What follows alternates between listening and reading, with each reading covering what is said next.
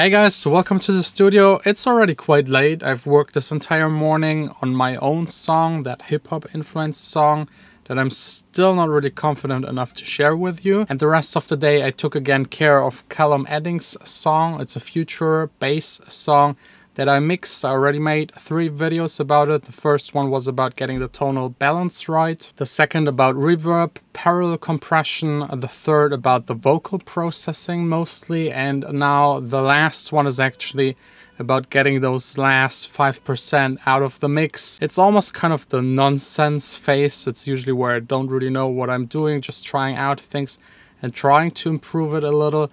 The difference is usually so little that you almost can't hear it. But if you do it on 80 different tracks, it definitely makes a difference. And that's how you get the last 5%, by doing really, really small things on a lot of your tracks. And in some, you just get those percent out of there. So let's get right into it. I already finished everything, so you don't have to waste your time watching me trying things out. Just showing you the stuff that I already did. Head underwater, with my eyes wide open.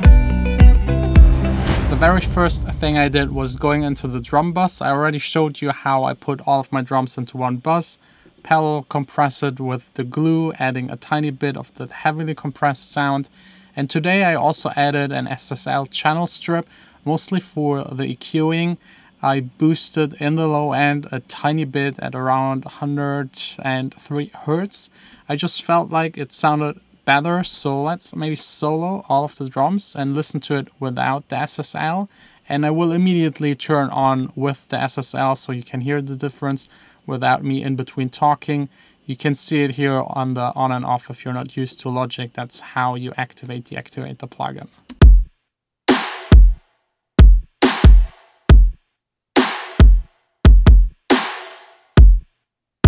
So yeah, it's just that tiny bit in the low end, as well as a tiny bit in the mid frequencies around 5200 Hertz, just by 1.8 dB, a little boost, just to emphasize the snare and also the sound of the reverb. And in the low end, a tiny bit above the kick, where like the knock of the kick sits, to just make it tighter. I added at the very end CL2A, just a tiny bit, catching those peaks and gluing together the drums.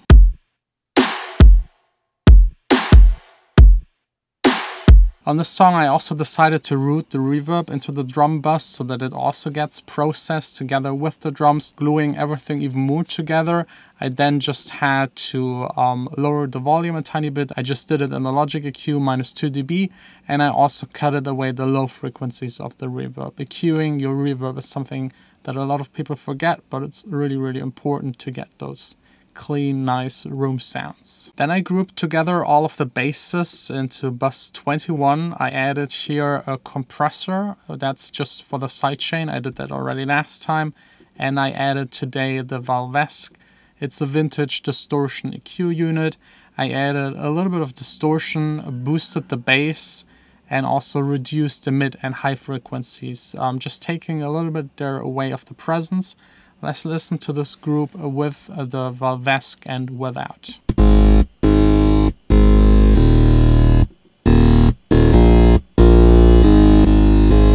You can definitely hear the bass is boosted a little bit, the very low end of it, and taking away the mid and high frequencies. In this case, it's a mixing decision. I need that room for the other elements. Listening solo to it, the one with the mid and high frequencies actually sounds better, but sometimes you need to dial down some frequencies to have room for other elements. And in this case, I think it's the right decision. And also here, I used the dry wet mixing fader and put it at around 50%. The next group is all of the main synthesizer sounds, all of the chord sounds in one group.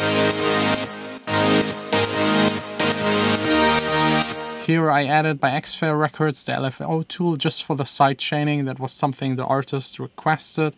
I usually use a little less sidechaining, more on the bass maybe, to not have it interfere with the kick. But here it's a stylistic choice. I think this kind of sound definitely needs that pumping, so quite a lot of sidechaining. I then added another soothy, that's the one that reduces the resonating frequencies, because those synthesizers, as you can see, there are quite a few of them stacked up, and they are interfering a little, and some of those mid to top frequencies, they just sound a little awkward in my ear, so reducing them automatically with the soothy is quite handy.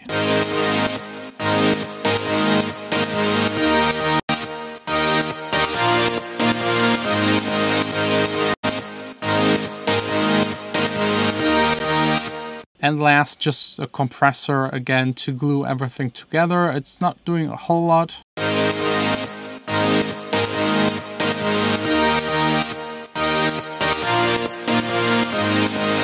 Just a tiny bit of gain reduction to just, yeah, really sum it up. And then the last group were the vocals. I grouped all of them up again and used here the Budge Vig vocal plugin by Waves. It's the first time I'm actually really using it on a track. I love that it's quite easy to use. You just have your knobs for presence and air, so I gave the vocal a little bit of that, and also a tiny bit of saturation, just like, what is it, 13%. That's really enough. If you go above 40, it already starts to like heavily distort, and nothing that you should use on an entire group. So let's listen to the vocals. Don't let me down. And here you can definitely hear the presence and air, so without. Don't let me down when I need you most. Don't let me down when I need you most. It's again just that tiny bit, but it adds up if you do it on all of your tracks. I also used the H compressor just again to glue it together. Don't let me down when I need you most. Don't let me down when I need you most. The compressor was also needed because without it, the presence and air that I boosted was like emphasizing the pitched top vocals a little bit too much. So with the compressor, just picking up those peaks again, bringing them down together with the main vocal, and I think at the end it really works. So these are the things I did on this track. I could now go on forever and ever and add like tiny plugins here and there and try to squeeze out a little more, but I think for now that's enough. Let's listen again to the rough mix by the artist and my version.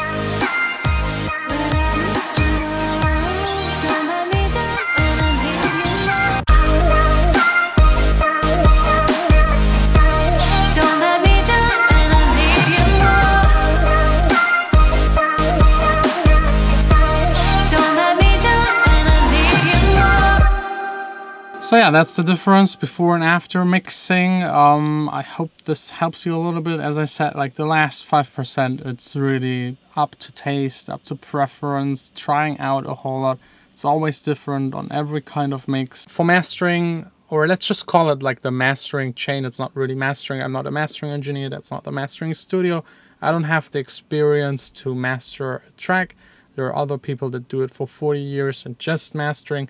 But I like to have on my master chain the SSL compressor just to catch the peaks again, glue everything a little bit together. It's just doing maybe 2, 3 or 4 dB of gain reduction. And then I have the L2 on the master chain just to make sure nothing is clipping and I get the right volume and the right loudness. And at the very end is the span. It doesn't do anything to the sound. It's just the analyzer. And that's basically already it. That's what I do to mix a song. You saw it now in 4 episodes, step by step, quite detailed. If you've missed any of the episodes, I will link all of them down below. And then yeah, the step is just to send it out as a demo to labels and see if any of them wants to release it, and then get them to master it, and then hopefully having a successful release with a lot of plays, a lot of streams, a lot of sales. And speaking of a lot of sales, I checked again, my Stay song, the last one that I released 2 weeks ago, is now at 86,000 plays. That's really amazing, the best start I ever had on any of my songs.